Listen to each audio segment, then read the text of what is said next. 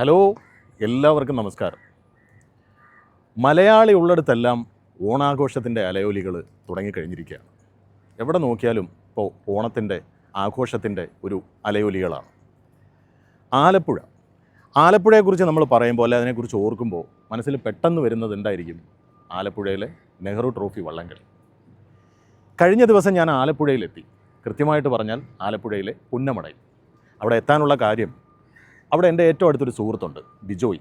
ഈ ബിജോയും ഞാനും തമ്മിൽ ഏതാണ്ട് കട്ടയും സിമെൻറ്റും പോലെയുള്ള ഒരു ആത്മബന്ധമാണ്. അപ്പോൾ ബിജോയി കഴിഞ്ഞ ഏതാനും ദിവസമായിട്ട് എന്നെ നിരന്തരം വിളിച്ചുകൊണ്ടിരിക്കുകയാണ്. എന്നോട് പറയുന്നു, ശ്രീകുമാറെ, നീ ഒരു ദിവസം ആലപ്പുഴയ്ക്ക് വാ, ഇവിടെ നിനക്ക് പറ്റിയ കുറേ കാര്യങ്ങളുണ്ട്, നിൻ്റെ പ്രേക്ഷകരെ കാണിക്കാൻ പറ്റിയ കുറേയേറെ വിശേഷങ്ങൾ ഇവിടെയുണ്ട്. അങ്ങനെ നിരന്തരം വിളിക്കുന്നത് കൊണ്ട് കഴിഞ്ഞ ദിവസം എന്തായാലും ഈ ചങ്ങാതി വിളിച്ചതല്ലേ എന്ന് കരുതി ഞാൻ ആലപ്പുഴയിലെത്തി. ആലപ്പുഴയിലെ പുന്നമടയിൽ. അവിടെ നെഹ്റു ട്രോഫി വള്ളംകളിയുടെ ഭാഗമായിട്ട് അല്ലെങ്കിൽ അതിൻ്റെ മുന്നോടിയായിട്ട് കുറേയേറെ കാര്യങ്ങൾ കുറേയേറെ ദിവസങ്ങളായി തുടങ്ങിക്കഴിഞ്ഞിരിക്കുന്നു. അവിടെ ചെന്നപ്പോഴാണ് സത്യം പറഞ്ഞാൽ ഞാൻ അറിയുന്നത് ഒരു വള്ളംകളിക്ക് പിന്നിൽ ഇത്രയേറെ കാര്യങ്ങൾ നടക്കുന്നുണ്ടെന്ന്.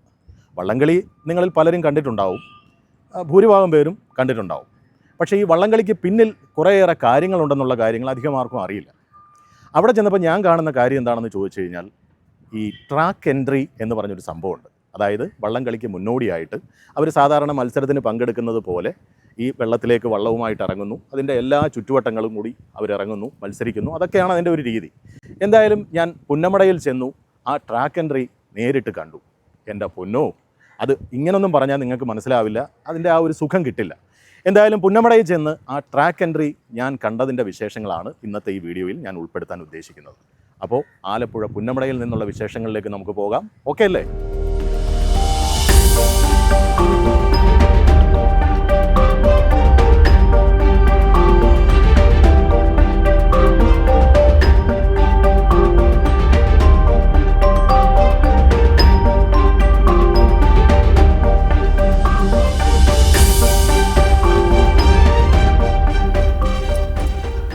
ഈ കാണുന്നതാണ് പുന്നമടയിലെ NSS ഓഡിറ്റോറിയം. ബിജോയ് പറഞ്ഞ പ്രകാരം ഞാൻ ആദ്യം എത്തിയിരിക്കുന്നത് ഇവിടെയാണ്. ബാഹ്യമായ ചുറ്റുപാടുകളൊക്കെ കണ്ടപ്പോൾ തന്നെ മനസ്സിലായി ഇവിടെ മത്സരത്തിൽ പങ്കെടുക്കാൻ പോകുന്ന ബോട്ട് ക്ലബിൻ്റെ ഒരു ക്യാമ്പാണെന്ന്. അല്ലാതെ പിന്നെ അതേ ഇങ്ങനെ കാണുന്ന ഈ വേഷത്തിൽ വള്ളം തുഴയാനുള്ള തുഴയൊക്കെ പിടിച്ച് ഇവിടെ ആരെങ്കിലും കല്യാണം കൂടാൻ വരുമോ? ഏതായാലും ഞാൻ അകത്തേക്ക് ചെല്ലുകയാണ്. Well done boss well done. ആദ്യമായി വന്നു കയറിയത് ഊട്ടുപുരയിൽ. കൊള്ളാം. ഇവിടെയാണ് വള്ളംകളിയിലെ കായിക താരങ്ങൾക്കുള്ള ഭക്ഷണം തയ്യാറാക്കുന്നത്. ഇവിടെ മൊത്തത്തിൽ എത്ര പേരുണ്ടെന്നോ ഇവിടുത്തെ ഭക്ഷണക്രമം എങ്ങനെയാണെന്നോ എനിക്കറിയില്ല. വാകീറിയ ദൈവം, വിശക്കുമ്പോൾ വാരി തിന്നാൻ മാത്രമല്ല വായ ഉപയോഗിക്കേണ്ടത്, അറിയാത്ത കാര്യങ്ങൾ അറിയാവുന്നവരോട് ചോദിച്ചു മനസ്സിലാക്കാനും സ്വന്തം വായ ഉപയോഗിക്കണമെന്ന് പറഞ്ഞിട്ടുണ്ട്, അല്ലേ? അങ്ങനെയെങ്കിൽ നമുക്ക് ആരോടെങ്കിലും ഒക്കെ കാര്യങ്ങൾ ചോദിക്കാം. എങ്ങനെ പോകുന്നു സദ്യയൊക്കെ? അതിഗംഭീരമായിട്ട് പോകുന്നു. ഓക്കെ. പിന്നെ ഇതിപ്പോൾ ഇവിടെ എത്ര പേർക്കാണ് ഇപ്പോൾ സദ്യ ഒരുക്കുന്നത്? നമുക്കിപ്പം 120 പേർ. 120. ഇപ്പം എത്ര ദിവസമായിട്ട് സദ്യയാണ്? കഴിഞ്ഞ 17-ാം തീയതി തുടങ്ങിയത്. ഇന്നത്തേക്ക് 20 ദിവസമായി. 20 ദിവസമായി. ഓക്കെ. എങ്ങനെയുള്ള വിഭവങ്ങളാണ് ഇവർക്ക് വേണ്ടിയിട്ട് ഒരുക്കുന്നത്? ഹിന്ദിക്കാർക്ക് വേറെ, മലയാളികൾക്ക് വേറെ, 2 പേർക്കും 2 ടൈപ്പ് കൂടുതൽ. പിന്നെ ഇറച്ചി, മീൻ എല്ലാ ദിവസവും. ഹിന്ദിക്കാർക്ക് അവർക്ക് വേണ്ടുന്ന ഭക്ഷണങ്ങൾ, അവർക്ക് ഇതും പരിപ്പും അങ്ങനെയുള്ള ഐറ്റങ്ങളും, സലാഡ്, പിന്നെ പനീർ, വേറെ ഐറ്റങ്ങൾ. മലയാളികൾക്ക് എന്നും ഇറച്ചിയും മീനും. എല്ലാ ഹിന്ദിക്കാർക്കും ചിക്കനുണ്ടെന്ന്. ഇത് എല്ലാ ദിവസവും മീനുണ്ട്. ഒന്നിടവിട്ട് ബീഫ്, ചിക്കന്. രാവിലെ എങ്ങനെയാ? രാവിലെ ബ്രേക്ക്ഫാസ്റ്റ് ഹിന്ദിക്കാർക്ക് ബ്രെഡ്, ജാം, ബട്ടർ. മലയാളികൾക്ക് അപ്പം, ഇഡലി, ദോശ അങ്ങനെയുള്ള. ചോദിക്കുന്ന അത്രയും കൊടുക്കൂ? അത്രേ ഉള്ളൂ. എത്ര വേണമെങ്കിലും കൊടുക്കും. പിന്നെ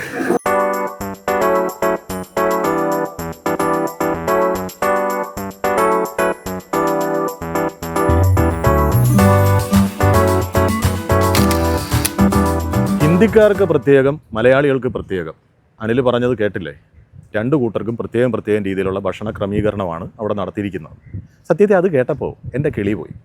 കാരണം അതുവരെ ഉണ്ടായിരുന്ന എൻ്റെ ധാരണ ഈ നെഹ്റു ട്രോഫി വള്ളംകളിയിൽ, അതല്ലെങ്കിൽ വള്ളംകളി കേരളത്തിൽ എവിടെ നടന്നാലും അതിനകത്ത് മലയാളികൾ മാത്രമേ ഉള്ളൂ എന്നായിരുന്നു എൻ്റെ അതുവരെയുള്ള ധാരണ. നമ്മളങ്ങനെയാണ് വിശ്വസിച്ചിരുന്നത്. പക്ഷെ ഇവിടെ വന്നപ്പോഴാണ് ഞാൻ അറിയുന്നത് ഈ വള്ളംകളിയിൽ തുഴക്കാരായിട്ട് പങ്കെടുക്കുന്നവരിൽ കുറേയേറെ പേർ മറ്റ് സംസ്ഥാനക്കാർ. അതേ ഈ ഇരിക്കുന്നവർ മുഴുവനും നോർത്ത് ഇന്ത്യൻസാണ്.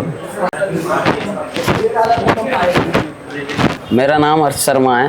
और हम पिछले 10-12 दिन से यहाँ प्रैक्टिस कर रहे हैं पीवीसी में।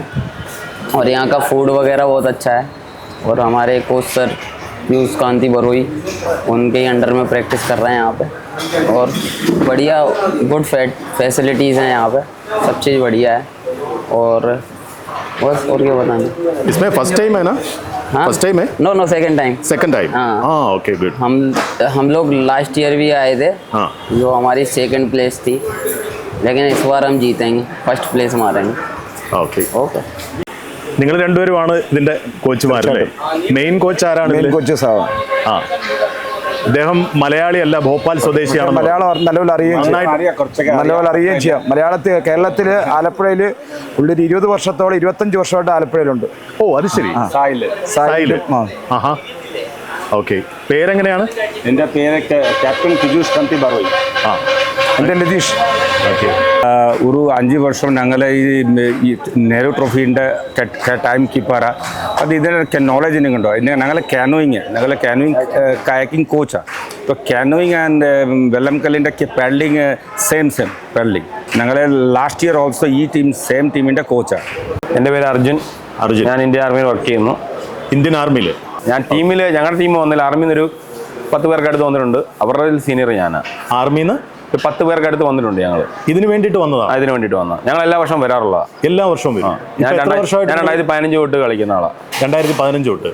ഈ ആർമിയിലുള്ളവർ മലയാളികൾ തന്നെയാണോ? അതോ മലയാളികളുണ്ട്, ഇന്ത്യക്കാരുണ്ട്. ഞങ്ങൾ ഇത് തന്നെ ഈ വെള്ളമായിട്ട് റിലേറ്റഡ് ആയിട്ട് ഗെയിം ചെയ്യുന്നവരാണ്. കനോ കയാക്കിങ്, റോയിങ് അങ്ങനെ ചെയ്യുന്നവരാണ്. അപ്പൊ ഇത് കഴിഞ്ഞിട്ട് നേരെ എങ്ങനെ ക്യാമ്പിലേക്ക് നിങ്ങൾ തിരിച്ച് വീട്ടിലേക്ക് പോകില്ല? അല്ല, വീട്ടിലേക്ക് വിടത്തില്ല. അപ്പൊ ആകെപ്പാടെ കിട്ടുന്ന ലീവ് ഇതിന് വേണ്ടിയിട്ട് മാറ്റി വെക്കുകയാണ്? ആണോ? അതെ. ഈ ഒരു വർഷത്തിൽ കിട്ടുന്ന ലീവ് ഞങ്ങൾക്ക് ഒരു വർഷത്തിൽ 3 പ്രാവശ്യമായിട്ട് 3 മാസത്തെ ലീവ് ഉണ്ട്. ഇതിപ്പോൾ 1 മാസത്തെ ലീവ് ഞങ്ങൾ ഇവിടെ വന്ന് തീർന്നു. അപ്പം കിട്ടുന്ന ചിലപ്പോൾ ഞായറാഴ്ച ആയിരിക്കും ലീവ് ഉള്ളത്. ശനിയാഴ്ച വയസ്സിൽ ട്രെയിനിങ് കഴിയുമ്പോഴത്തേക്ക് ഞങ്ങളെല്ലാവരും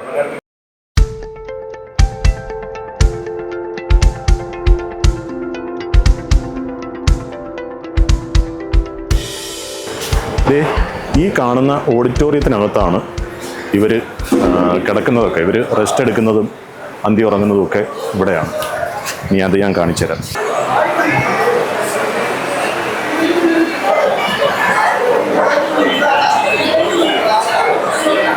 ഇവിടെ ഇങ്ങനെ പലയിടത്തായിട്ട് ആൾക്കാർ ഇങ്ങനെ കിടക്കുകയാണ്, കണ്ടില്ലേ? ഇവിടെയൊക്കെ ഉണ്ട്.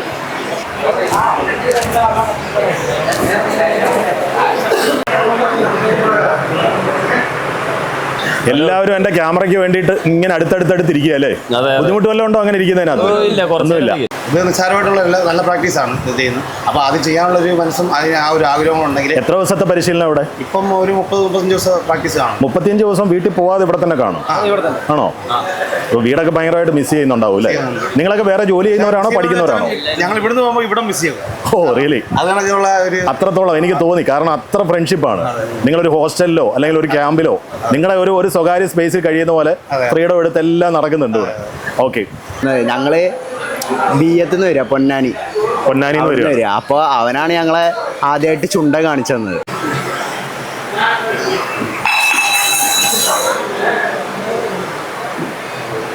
തീർച്ചയായിട്ടും നിങ്ങൾക്ക് അതിന് കഴിയണം. നമ്മുടെ ട്രാക്കിൽ ആ മാസ്റ്റർ ശക്തി, നമ്മുടെ മാന്ത്രിക ശക്തി നമ്മൾ കാണിച്ചിരിക്കണം. കാണിക്കില്ലേ? ഉറപ്പല്ലേ? നമ്മൾ ട്രാക്കിൽ കഴിഞ്ഞിട്ട് ഞാൻ നിങ്ങളെ എൻ്റെ വീട്ടിലൊരു കാപ്പി ഭക്ഷണം ഇറങ്ങിയിട്ടുണ്ട്. ഞങ്ങളുടെ താമസിക്കുന്നവിടെ പുലമ്പുഴ തൊട്ടടുത്ത് തന്നെയാണ്. വൈകിട്ട് എല്ലാവരും ആ വീട്ടിലേക്ക്, എൻ്റെ വീട്ടിലേക്ക് കൂടെ നിങ്ങളെ ഞാൻ സ്വാഗതം ചെയ്യുകയാണ്. നമുക്ക് വൈകിട്ട് കാണാം. എല്ലാവർക്കും നന്ദി, നമസ്കാരം. ചുരുക്കം ചില ആളുകൾ മാത്രം അതിൽ അവിടെ ഇറങ്ങി പ്രാർത്ഥന നടത്തും. തിരിച്ച് വള്ളത്തിൽ കയറി സ്റ്റാർട്ടിംഗ് പോയിന്റിൽ പോയി ഒരു വലി വലിക്കും, കരക്കിറങ്ങി വിശ്രമിക്കും. രണ്ടാമത് പിന്നെയും പോയി രണ്ടാമത് ഒരു വലിയും കൂടെ വലിക്കും.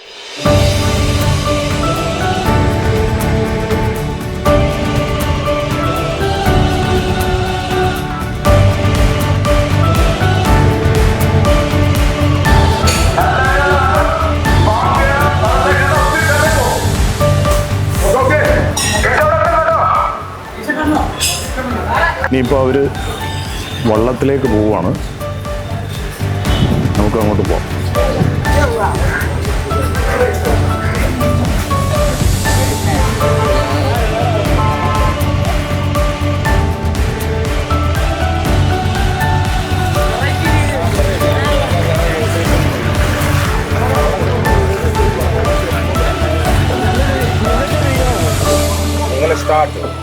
Okay up to island maximum body long അടിച്ച പവർ ഫുൾ പോകും. പിന്നെ അവിടുത്തെ ഫിനിഷിങ് ഓൾ ഔട്ട് അതെ കാണിക്കും. നിങ്ങൾക്ക് എല്ലാവർക്കും അറിയാമല്ലോ, അത് നമ്മൾ ബെസ്റ്റ് ടൈം അടിക്കുക. അതായത് നമ്മൾ വെച്ചോ ഇതായിട്ടോ ചറപറ അടിച്ചിട്ട് കാര്യമില്ല. മൈൻഡ് വെച്ച് തന്നെ കളിക്കുക. നമ്മൾ ആരെയും കാണിക്കാൻ വേണ്ടിയല്ല, നമ്മുടെ ബെസ്റ്റ് ടൈം അടിക്കുക. നമ്മൾ ഓരോ അടി ബെസ്റ്റ് ടൈം അടിക്കുക. നിർത്താം.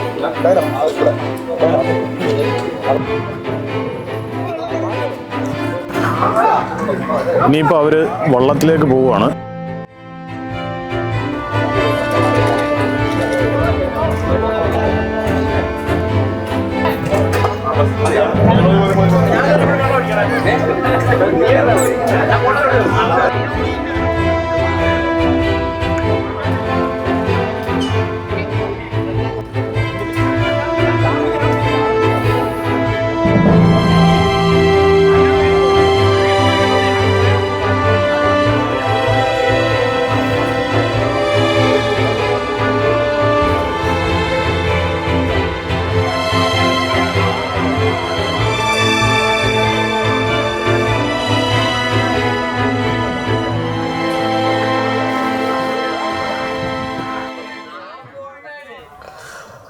അപ്പോൾ ഏതാണ്ട് ട്രാക്ക് എൻട്രി തുടങ്ങാനുള്ള സമയമായി. ട്രാക്ക് എൻട്രിയുടെ ഭാഗമായിട്ട് പലതരത്തിലുള്ള ചടങ്ങുകൾ ഇവിടെ നടക്കാറുണ്ട്. അതിൽ വളരെ പ്രധാനപ്പെട്ട ഒരു ചടങ്ങാണ് ഇനിയിപ്പോൾ ഇവിടെ നടക്കാൻ പോകുന്നത്, സർവ്വമത പ്രാർത്ഥന. കണ്ടോളൂ.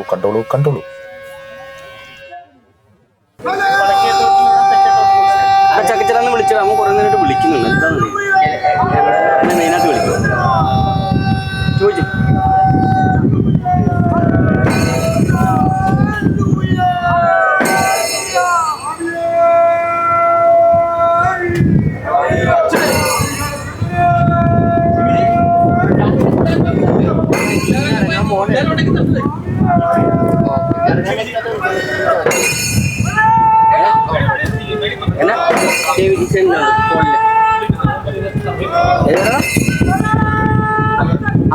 ഓക്കെ ഞാൻ എന്തായാലും വിളിച്ച് ഞാൻ ഇത് ചെയ്തോളാം എങ്ങനെയാന്നുള്ള കാര്യം.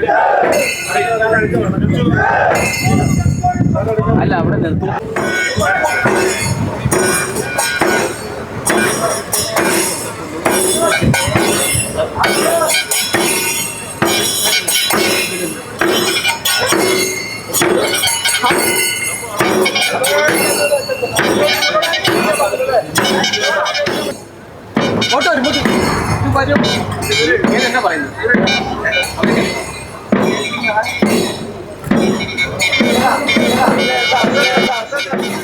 അങ്ങനെ അവർ ആ വള്ളത്തിൽ കയറി, തുഴക്കാരും താളക്കാരും എല്ലാവരും ഉണ്ടായിരുന്നു. അപ്പോൾ അതൊക്കെ ഞാൻ ഒരു സാധാ ബോട്ടിലിരുന്നാണ് ചിത്രീകരിച്ചത്. അതുകൊണ്ട് എനിക്ക് വലിയ ടെൻഷനൊന്നും ഉണ്ടായിരുന്നില്ല. എന്തായാലും അത് കഴിഞ്ഞിട്ട് അവർ ട്രാക്ക് എൻട്രി എന്ന് പറയുന്ന, നമ്മൾ തുടക്കത്തിൽ പറഞ്ഞ ആ ചടങ്ങിലേക്ക് കടക്കുകയാണ്.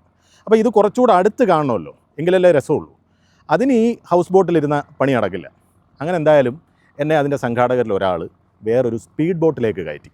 ഈ സ്പീഡ് ബോട്ട് എന്നൊക്കെ പറഞ്ഞാൽ ഇതിനു മുമ്പും കയറിയിട്ടുണ്ട്. കുഞ്ഞു വള്ളത്തിൽ പോലും ഞാൻ കയറിയിട്ടുണ്ട്. തള്ളല്ല, ഉന്തുമല്ല, ഉള്ള സത്യമാണ് പറയാം. എന്തായാലും അങ്ങനെയൊക്കെ കയറി പോയിട്ടുണ്ട്. അതുകൊണ്ട് ഞാൻ വലിയ പേടിയൊന്നും കൂടാതെ ഈ സ്പീഡ് ബോട്ടിൽ കയറി. അതിനകത്ത് വേറെ കുറച്ച് ആൾക്കാരും ഉണ്ടായിരുന്നു. കുറച്ചങ്ങോട്ട് കഴിഞ്ഞപ്പോൾ ഈ സ്പീഡ് ബോട്ടിൻ്റെ മട്ടും ഭാവവും എല്ലാം അങ്ങ് മാറി.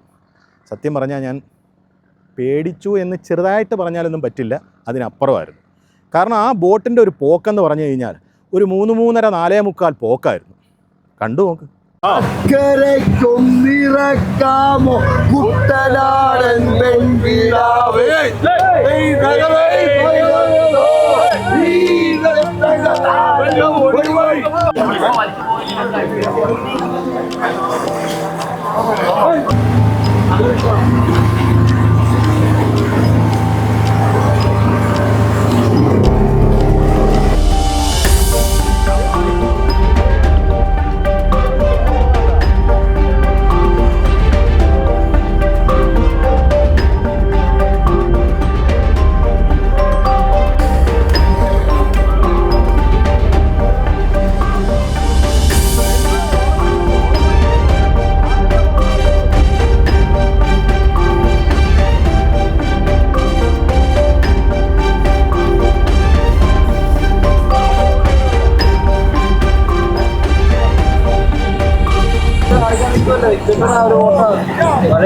അടി നോക്കി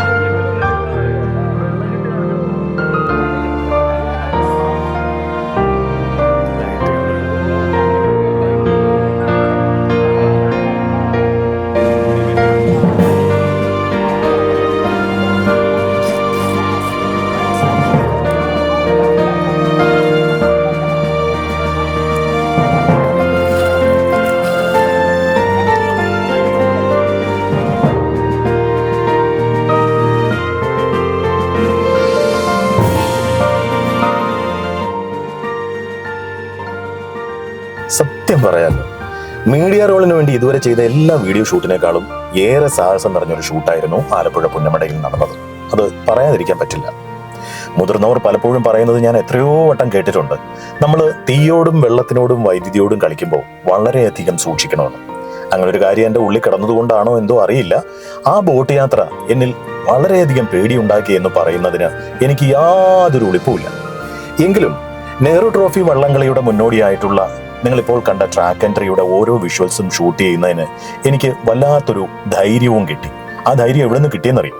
ആലപ്പുഴക്കാരുടെ ഈ നെഹ്റു ട്രോഫി വള്ളംകളിയോടുള്ള ആവേശം നേരിട്ട് കണ്ടപ്പോൾ കിട്ടിയതാണ് ആ ധൈര്യം. നമ്മളത് നേരിട്ട് കാണുമ്പോൾ പേടിയൊക്കെ പാടെ മറക്കും. ആലപ്പുഴക്കാർക്ക് നെഹ്റു ട്രോഫി വള്ളംകളി എന്ന് പറഞ്ഞാൽ അത്രയ്ക്ക് വലിയ ആവേശമാണ്.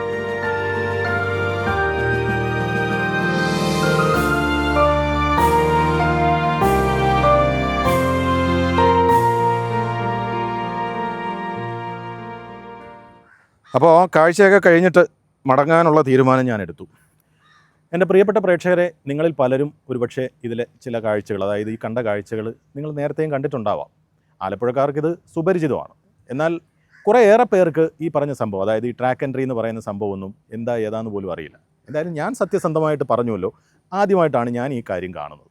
അപ്പോൾ അങ്ങനെ കാണാത്ത പ്രേക്ഷകർക്ക് വേണ്ടിയിട്ടാണ് പ്രധാനമായും ഞാനിങ്ങനെ ഒരു വീഡിയോ ചെയ്യാൻ ഉദ്ദേശിച്ചത്. എന്തായാലും ഈ വീഡിയോ നിങ്ങൾക്ക് ഏവർക്കും ഇഷ്ടമായി എന്ന് ഞാൻ വിശ്വസിക്കുന്നു. ഇനി മറ്റൊരു വിശേഷവുമായിട്ട് നമ്മൾ വീണ്ടും കാണും. അതുവരെ എല്ലാവർക്കും